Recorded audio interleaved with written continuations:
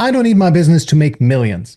In this video, I'm going to tell you why this is such a bad statement to make. I'll be talking about one of the biggest mindset shifts that you have to make as a B2B consultant, coach, or agency owner, and why this mindset of, oh, I'm fine with $10,000, $20,000 a month, I don't need more, why that is much more likely to lead to business failure and you having to go and get a job. If you've been struggling to get your consulting, coaching, or agency business off the ground, or you've hit a plateau, then adopting this one principle I'm going to be talking about here will make all the difference to you. It will unlock all the growth that you want and save you and your business from failure. And if that sounds too good to be true, then it really isn't. The problem is that while it's easy to understand this principle, it's pretty hard to implement. And very few people really make it work. And that, of course, is good news, because if you do it, then you will leap above everybody else and ride off into the sunset with a big business in tow. My name is Michael Bohannes. I help B2B service providers build client acquisition systems and stop depending on referrals. And I make these videos, one, to build trust with my prospective clients. Number two,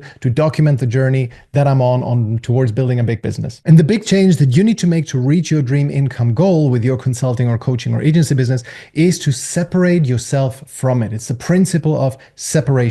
You are not it. It is its own unique entity with its own needs, dreams, and goals. And it's a cliche to say that a business is like a baby, but cliches are kind of based on truth. And in this case, it's a very, very good comparison, because if you treat your child like a means to an end, it will not thrive. And if you treat your business like your personal cash machine and lifestyle enabler, it won't thrive either. And you're at a much higher likelihood of business failure. The vast majority of problems B2B consultants, coaches, or agency owners experience comes from either not fully understanding this rule, this principle of separation, or failing to accept it and act accordingly, or a combination of both. And in this video, I want to explain the principle of separation in great detail and what it actually means. If you accept this principle, what implications does it have on your behavior? How do you have to act so that you live in accordance with this principle? And second, I want to help you realize when you are deviating from the principle of separation, because there's just so many mind viruses floating around that sound super reasonable and totally agreeable, but they are poison because they keep you from acting in accordance with the principle. And it comes in many forms. It comes from peers, from your social circle, old friends and colleagues, but also people in position of authority, such as LinkedIn influencers who promote these false ideas. So we'll cover those in the second part. And your reward for sticking with me through this video will be a completely new level of insight. You will realize why you've been struggling to grow your business, and you will finally see a way out of your stagnation, even if that path isn't really the easiest to take. And by the way, I'm 100% speaking from experience here. The more I have accepted this rule and begrudgingly acted in accordance with it, the more my business has grown. We are currently making around 50 to 70K a month cash in our business. So we're about to enter seven-figure territory. And this represents a tripling on where we've been only a year ago. And I fully credit this growth to the mindset shift that I'm describing here, because it really is at the foundation of all the things I've put in place since then. So let's talk about the rule of separation and what it tells you to do. The best way to understand the rule of separation is to 100% fully accept the premise that your business is a distinct entity from you. It really is like a living and breathing organism that needs a few things to grow and thrive. And often these things stand in opposition to what you as the steward of the business want for yourself personally, selfishly. And we have to balance that, right? And of course, I'm not saying that you should always prioritize the business and its needs, right? If you're a parent and you never take care of yourself and you only prioritize your children, well, you won't be a good parent either. So you need to strike a balance here. But to strike a balance, we have to fully understand that other entity in front of us and what it needs.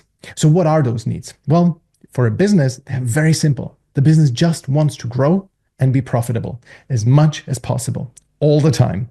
Its whole purpose is to grow. Your entire role as a steward of the business is to turn a profit and maximize that profit in absolute terms. And I was so wrong about this myself for so many decades even. Like, I was influenced in my upbringing and socialization towards thinking that growth, that it had a negative connotation because it used up resources, it polluted the planet and all that jazz, right? So if you wanted growth, you kind of required a justification, right? It's always so that. And you also see this, how many entrepreneurs talk. They very often say, well, after I've grown my business, I want to give back to society. not truly understanding that what they did was already giving back to society in the form of salaries, taxes, and overall improvements in productivity.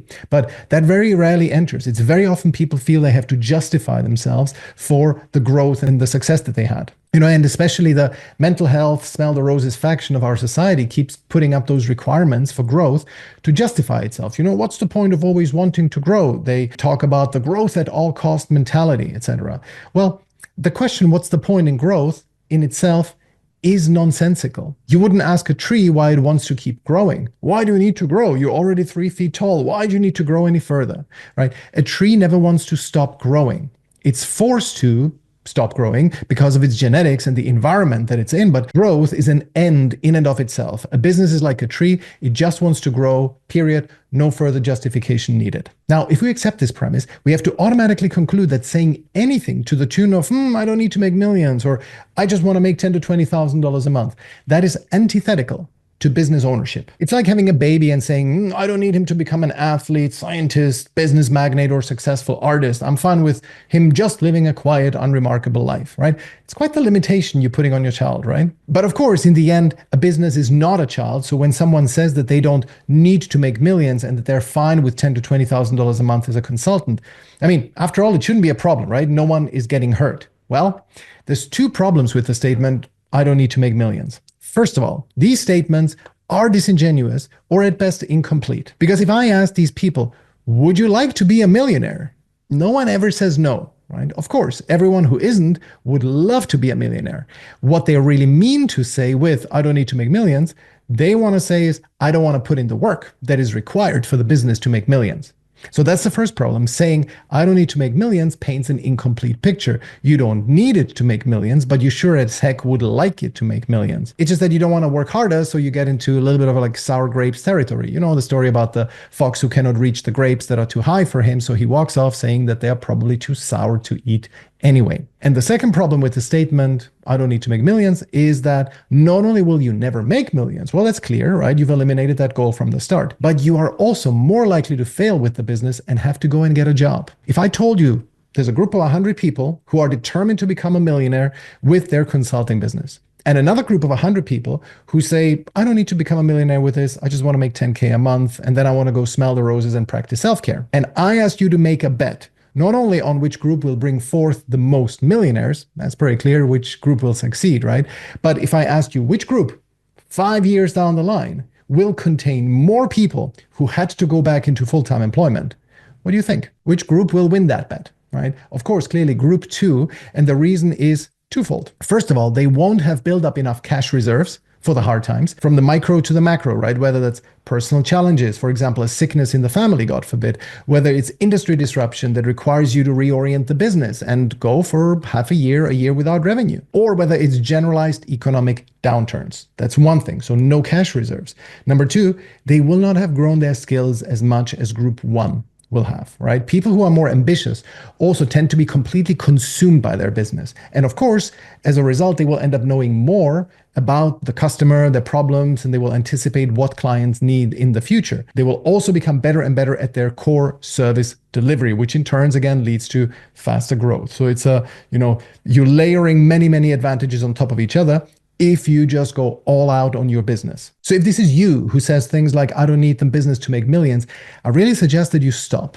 Each business wants to make millions. Even if you have just a small consulting business, you had 3 clients, you charge them $5,000 or anything like that, it's tiny, it's very little. If you treat it as a separate entity that needs to grow, you'll be much more successful. And so how about you put its priorities above yours for a few years, and you build up a big cash reserve and get so good at what you do that you become undeniable. Because ironically, if you choose to work little, just do the bare minimum to keep the lights on, even if you disagree with me and you do treat the business like your personal cash machine, you will face far more anguish and anxiety and more sleepless nights than you would if you were to dedicate yourself completely to the business and work far harder than you've been doing recently and than you thought possible. And I really say this with a lot of compassion and empathy because I've been in this territory for a very long time. I did treat the business as a personal cash machine. And I cannot count the sleepless nights that I had in the last 7 years, staring at the ceiling. In the worst times, I used to go to bed around midnight and wake up at 3 a.m., unable to sleep, terrified how we would make ends meet. all because I hadn't accepted the principle of separation. I wasn't respecting the business for what it was, its own separate entity with its unique needs and wants. I just wanted to make money for myself and the family. And whenever we made some money, temporarily, I relaxed and stopped working hard. As the thermostat, the famous thermostat, that always regulates you up or down, started to kick in. Oh, I have enough money now, so I don't need to work as hard. Now, don't get me wrong, if you're saying I just want to make X amount per month as an employee, that's okay. I don't think that capping your earning potential is ever a good idea, but I accept it for people who don't want to run their own business. You're a technician, a craftsman, an artisan, fine. That's fine. Focus on your craft and accept that your income will be capped in accordance with how much the market is willing to pay for that singular unique skill. But if you are a business owner, then capping your revenue or income is a very, very bad idea, and a very short-termistic one at that. Because you want to avoid the near-term anxiety of confronting your lack of business growth skills, and it's just a set of skills. Business is a skill. Because of that, you will have to accept the long-term anxiety of money problems, sleepless nights, not being very good at what you do, having to accept unsuitable clients, ungrateful clients, refunds, penny pinchers, and all that mess that comes from being stuck at 5 or low 6 figures. It's a really bad place to be as a consultant. But even if you're not in a place of anxiety right now, even then it's a very bad idea to get into cruise mode, right? I sometimes meet consultants who are very comfortable. They take a sales calls with me because they're curious, but they're doing well and they don't really have a strong ambition to grow. Well, what do you know? It has happened more than once that I've met somebody like that 1 or 2 years later, and now they were in exactly that kind of trouble that I had predicted. They had let their skills atrophy, they hadn't built up a cash reserve, and the economy took a hit. Before, they didn't want to work with me because they were comfortable, and now they cannot work with me because they don't have any money left. And the final point on this is that most consultants are technicians or artisans. They are subject matter experts who enjoy working in their narrow field of expertise, but they either were made redundant in their last job or they felt that their work circumstances were too restrictive, so they struck out on their own. And now they are finding it hard to make it rain because they are technicians, when in reality, they have to also bring in the visionary and the manager into the mix, right? Those are terms from Michael Gerber's great book, The E-Myth Revisited, where he talks about the predicament that most small business owners face. In order to grow a business, there needs to be an equal balance between the 3 key drivers of a business: the visionary who sets the long-term goal, the manager who keeps things ticking and sort of sees the business as a machine, and the technician who has the expertise to deliver value. And most small business owners hopelessly over-index on the technician, and they don't do enough visionary and managerial work. So, conclusion number 1, your business just wants to grow, and it's your most important responsibility as the steward of the business to make it grow. So if you stop saying, oh, I don't need to have a 7-figure business, then you will be much more likely to grow your business to a meaningful level. You will incur more short-term anxiety, but far less anxiety over the long run. And you're dramatically reducing your chances that your business will fail. Congrats. Now we get into the hard part. How do we make a consulting, coaching, or agency business grow? Any business for that matter. How are we being good stewards of it and nurture it in the optimal way? Now, I think that the most efficient way to grow the business is to unlock successively larger sources of leverage. Leverage means that you're getting more output per unit of time. There are 5 sources of leverage: skills, employees, software, capital, media. After the recent US election, Elon Musk's wealth grew by about 100 billion or so within a few weeks. And that's because he has tremendous amounts of leverage across all those 5 areas. He's world famous, so he has media. He has incredible skills. He has an army of employees. He has cutting-edge software and pretty much unlimited capital. So leverage is what we need to be seeking all the time in one of those 5 areas. And the whole point of turning a profit in a business is so you can plow it all back into the business and buy yourself leverage. Mr. Beast has grown his YouTube channel so quickly because all the money he made in video 1, he used it to plow it back into video 2, and so on until it became a massive snowball. He didn't take much of the profit out of the business. He kept it all inside. So take a look at this visual. This is the relationship of building up cash reserves and investing into leverage looks like. Let's say this blue line, those are your monthly financial needs, and you start at 0. You're making 0 revenue. Then after a while, you start making a little bit. And the first part is where you do the unscalable hustle. Okay. So let's say you start out at 0 with minimal skills, no capital, no employees, no software, and no one knows you. Your only chance of making money at this point is to hustle. And this is what makes me so mad about all those anti-hustle preachers on LinkedIn and elsewhere. By banging on about mental health and talking about how bad hustle culture is, they keep you from doing what is only temporarily needed to unlock leverage. You don't have to hustle forever. In fact, people who hustle all the time are pretty bad at business. They never learn to put systems in place that can feed them while they sleep. At this stage of your business, you have to make up for the fact that you're probably not very good at what you do. No one outside of your network knows you. You don't have employees, no capital beyond some savings, and you don't have any proprietary software. So you don't have much as far as leverage is concerned. And I hope you're not annoyed with me for saying that you're not very good at what you do, because there's a frequent misunderstanding of this. When you're a professional who comes from a area of expertise that you've been doing, let's say for 10 years, let's say you were a supply chain consultant, and you now want to build your supply chain consulting business. Now, you have a lot of technical expertise in how to optimize 3 supply chains. Let's say you've been in 3 companies as an employee. You know how to optimize these 3 supply chains, and I'm sure there's lessons learned you can apply to other people. But if you are a supply chain consultant, now the dynamic changes. You're an external advisor, service provider, and you need to balance that versus all the other priorities that your potential client might have. So it's quite a tricky thing to do, and you're probably not very good at that yet, balancing the navigating the politics of a business, making the client do something that they might not necessarily believe in, and you don't have that much clout as an external consultant, right? So that's what I mean when I say you're probably not good at what you do yet. You're definitely good at your core craft, but making change happen, that's a different kettle of fish. End of that digression, back to the point that we need to hustle temporarily. So how do we make up for the fact that we have very little leverage at this point? Well, we hustle. We reach out to 100 people a day. We book 1 to 2 sales calls. We get 50% of them show up, and we close 20% of those who show up.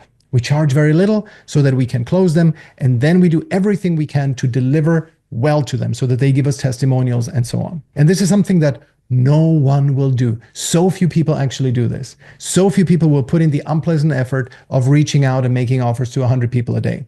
This is really your chance, right? If you do this, you'll be head and shoulders above everybody else in your business, and you will reach that first point of leverage so much faster. So the whole purpose of your existence as a steward of your business at this point is to build up a cash reserve that allows you to unlock the first instance of leverage. And most often, that will be skills.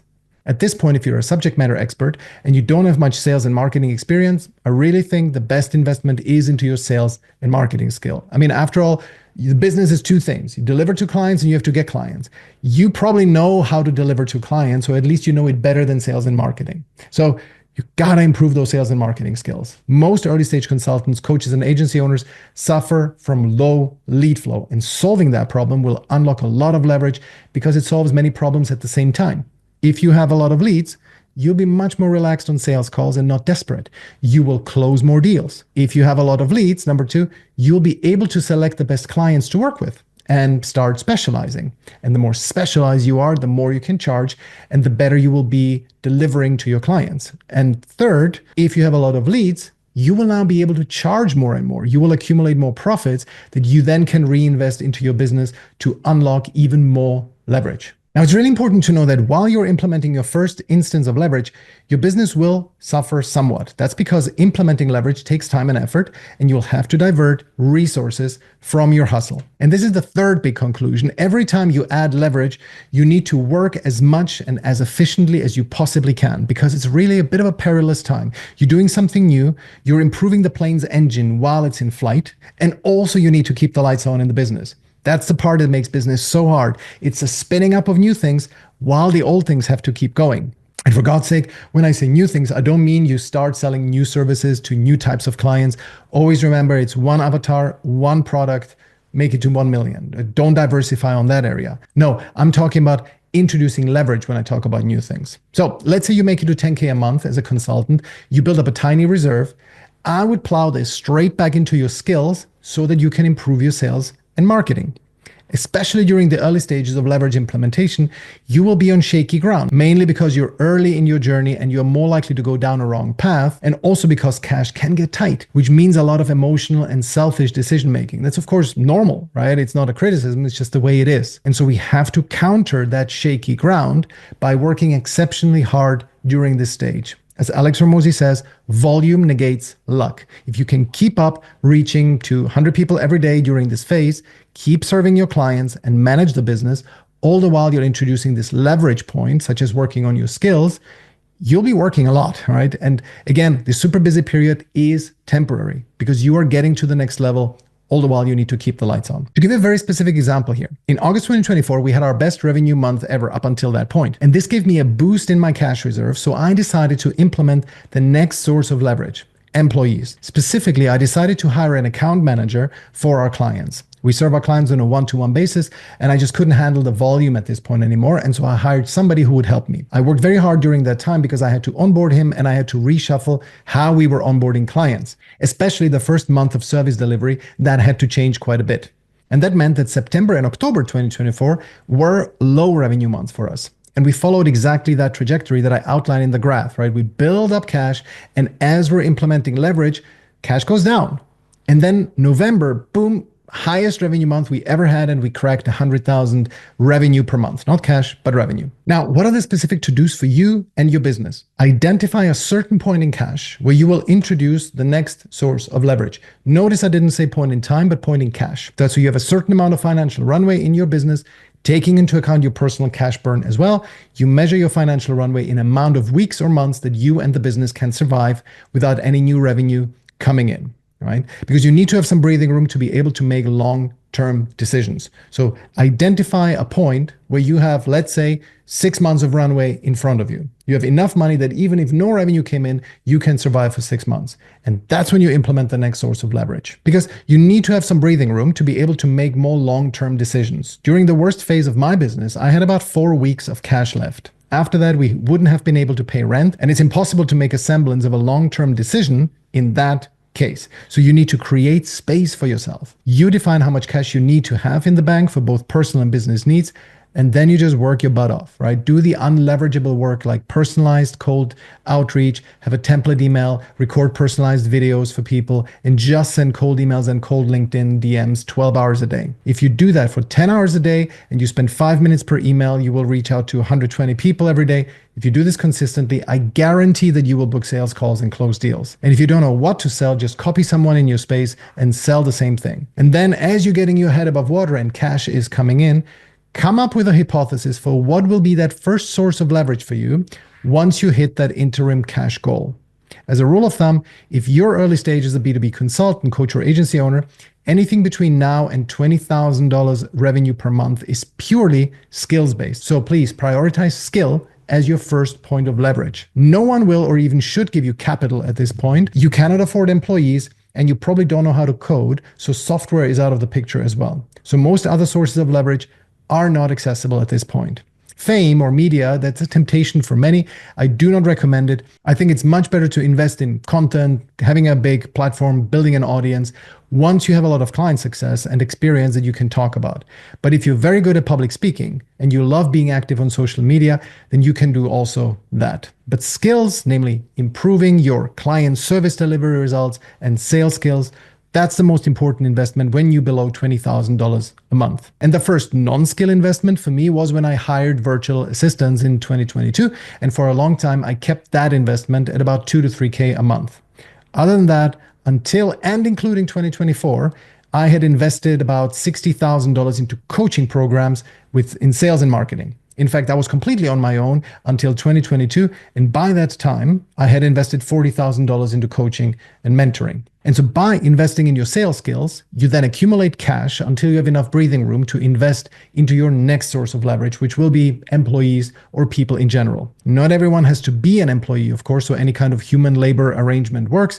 The first thing to hand over to someone else is simple client delivery tasks, lead gen, content-related activities. For example, you definitely don't want to be editing your own videos. You want to delegate the most tedious part of lead scraping and top funnel lead generation to someone else. And client-related admin tasks are also the first thing to go. That is how you consistently and predictably grow your business without requiring any big breaks or luck. So summarize, separate yourself from the business, acknowledge that it has unique needs that are different from you. Number 2, commit to growing it indefinitely, okay? Not just to a revenue level that makes you comfortable. Give it what it needs. Be a good steward. And then number three, pursue the most efficient path towards growth. You hustle your way to a point of high cash reserves, invest in leverage, again, hustle, grow now at a faster pace, invest into the next source of leverage, and so on. It's a constant, never-ending quest of making things more independent from you, more systems-based, and more leveraged. Now, we have to get into all the wrong advice out there that will definitely sidetrack you and push you off your path. Wrong advice number one is focus on working smart, not working hard. The people who use this line almost never define what working smart is supposed to mean. At best, they provide some anecdotes where they chatted up someone in a coffee shop who ended up being a billionaire, who ended up investing in the business, right? That is what they think is this is working smart. But in reality, working smart is nothing but working with leverage. And unless you have enough cash accumulated, you cannot really work smart, right? So you have to work hard first before you can afford to start working smart, hire people, invest in software, invest in your public profile to gain the leverage of fame, etc. Now, of course, the argument could be that you should invest into leverage businesses right from the start, right? That you should get employees, get somebody to code up a software product and so on. That is not advisable either because you want to learn a business, especially a B2B service business, from the ground up. You want to have been there at the coalface, delivering to clients, making sure that they get results, and only then you gradually start layering leverage on top of it. It's the longer term approach. And I don't deny that if you can start that way, it could succeed. But I think it does present quite a high risk if you haven't done it before, because then investing into people, investing into systems, you don't really know what works. You haven't been there, done that. So it's much better to work it from the ground up. Wrong advice number two, the illusion of linear distribution of results. Let me explain what I mean here. Some people think that if working 80 hours a week gives you result X, then working 20 hours a week will get you 25% of X. But that is not true. Even if the level of focus and intensity of work during work hours were the same, 80 hours a week would still give you much more than 4 times the result of working 20 hours a week. The reason is that when your work consumes you and you're really obsessed with it, you will make much more progress because as you go about the rest of your life, your brain is still working.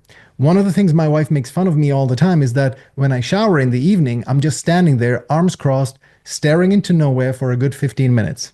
Whenever I do that, I think strategically about the business, how to get to the next level, how to serve clients better. I believe that when you are growing a business, you will have far better results and get there much faster if you hit the pause button on everything else in your life that is not your business or your family. I have dramatically reduced my social life and I don't have any hobbies. It's a sacrifice that I'm making for my business and I do it also for the future of my family. We want to have many more children and I want to establish something of a family dynasty. So to me, that's worth sacrificing pub nights with the boys and becoming better at tennis or piano, which are my hobbies, right?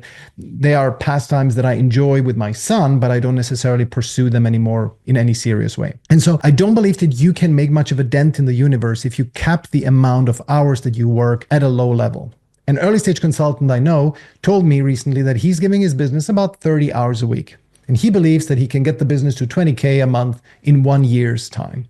He has a wife and kids, social obligations, and other pastimes that he is not willing to give up on. He's a really smart guy, but I just don't think that his model will work. To go back to the analogy of business being like your child, and let's say you want to teach your 6-year-old to play tennis competitively, you wouldn't say, well, I'm going to invest an hour a day and I expect that you will enter the local leagues a year from now. Right? You wouldn't time box it in this way.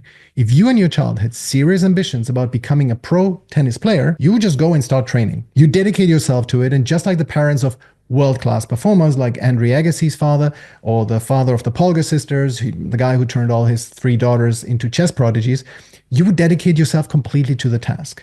I mean, the Polgar guy, Laszlo Polgar, he didn't say, all right, girls, I'm going to give you 3 hours a day and then I'm off into the pub with my mates. No, he really dedicated himself until all of his 3 daughters were chess prodigies. Because there comes a point when the amount of hours you invest into your business is not enough anymore, right? We all would agree in unison that no matter how smart you are, if you're starting out in your first business, giving it 10 hours a week and time boxing it in this way, it just won't be enough. The business will fail. That's pretty clear. Pretty obvious. Well, there comes a point where no matter how smart you are, if it's your first business and you haven't had much experience with, selling consulting services, that a certain minimum amount of hours per week is required, right? How many of those depends on many factors. Depends on your IQ, your ability to focus, absence of personal drama, absence of bad habits, but also market conditions. Which market are you in, right? The level of demand for your services, etc. But it's clear that 10 hours a week is not enough. 20, Probably not as well. And 30 also sounds like on the low side. My whole point here is not to glorify hustle culture per se and prescribe, oh, you got to work 80, 90 hours a week. No, but I do want to advocate for something that is to make the final conclusion from the principle of separation. If you really want to help your business grow, then you work all the time that is available to you and you make sacrifices, especially sacrifices of things that you like a lot. For me, the biggest sacrifice was to give up news consumption, politics, history books. I used to be quite a political junkie, and now I get informed by my parents, my wife about what's happening in the world. I also used to read a lot of history books, not my thing anymore. So I ditched that as well. If you won't make a sacrifice for your goals will become the sacrifice. Another problem of not putting enough time in is that you will not see changes coming. If you're not deeply entrenched in your industry, if you don't live and breathe your sector, you're much more likely to get steamrolled by the next competitor who's better than you, or by an industry development like AI. Who would have predicted 10 years ago that software developers' jobs might one day be at risk? Well, anyone could have predicted it who was deeply entrenched in this world and who could foresee AI becoming the force it's now been for the last 2 to 3 years. But if you only spend a certain amount of time in your industry and you have other interests in different areas, your risk of failure increases dramatically. And if you combine that relative lack of expertise with the fact that because of your low-level effort, you haven't built up significant cash reserves, a big industry change might mean that you have to go and get a job, right? And it's much harder to restart your business from the position of having a job than to turn things around as a full-timer. Okay, so main point here, move away from boxing in the hours that you work for your business. Instead, constantly ask yourself, how can I give it more? How can I squeeze more productive time out of my day before I can afford to apply leverage? And then wrong advice number 3, your business has to work for you. There are some credible influencers out there who push the mindset of your business has to work for you. Good example is Justin Welsh, a big figure on LinkedIn, who said this in one of his recent emails about the real definition of success, supposedly. He said, it's about maximizing your life while generating enough income to support your ideal lifestyle. Okay. And it's really hard to argue with that, right? It's just so compelling. Live life to the fullest, have deep conversations, have deep relationships and all that jazz. But if you followed me until here so far, you will realize that it's backwards. You have to serve your business, not the other way around. It becomes clear if we apply our child analogy. Imagine if you got parenting advice to the tune of, oh, your child has to benefit you to live your perfect life, not you serving your child. Does that sound like good advice to you? And I realize that this really is something of an ideological divide, right? There are people who are deeply convinced that the way to live your best life is to dial everything in so that, as Justin Welsh says, it maximizes your life and allows you to live your ideal lifestyle. And then there are people who believe that the most meaning is found in assuming great levels of responsibility in service to others, in raising and elevating others, and that includes your business. You decide which part of this ideological divide you want to be on. For me, the answer is clear, and maybe I've influenced you now a little bit into my direction. And if you want to know about your very first step towards booking sales calls with strangers, watch this next video where I talk about how to create B2B offers that sell.